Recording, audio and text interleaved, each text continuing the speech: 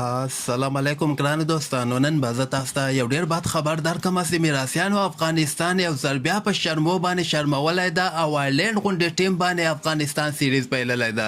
ویډیو تر آخره پورې وګورئ، په هر څه به تاسو پوه شئ. زه به تاسو ته ووایم چې نن د افغانستان او د آیرلینډ 15مه شره وریځه لوبه ترسره شوله، یعنې فاینل لوبه وله.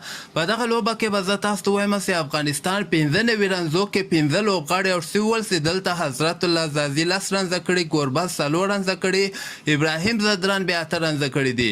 خو دلته راسې عثمان غني صاحب په 40 بالو باندې 40 رنزه کړي دي او لاندې کې عظمت الله عمرزي بیا 15 رنزه کړي دي.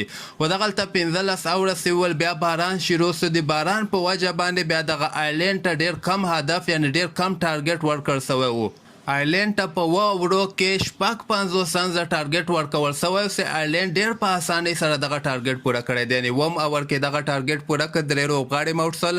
خو دلته تاسو وګورئ، فرید ملک صاحب چې کوم د 1.4 اوورو کې 16 رنزه ورکړي دي، مجیب بیا 2 لوبغاړي مه وټ کړي دي، رشید خان هم 2 اوورو کې 12 رنزه ورکړي، یو لوبغاړی اوټ کړی ده، نوین الحق بیا 1 اوور کې 2 رنزه ورکړي دي. خو آخري اوور که تاسو وګورئ، که چېرته دغه اوور نوین الحق ته ورکړی و نو کیدای شي افغانستان یعنې که چانس یې درلوده چې افغانستان ښه لوبه کړې وله او دغه ټارګټ یې ډیفند کړی و. خو بل طرف ته محمد نبي صاحب خپل ملګري خوشحاله کړي چې دلته آخري اوور فرید ملک صاحب ته ورکړی ده. په آیرلینډ په مفتو کې د افغانستان نه دغه د 15 میچو سیریز ګټلی دی، یعنې 3 لوبې آیرلینډ وګټلې او 2 لوبې افغانستان وګټلې.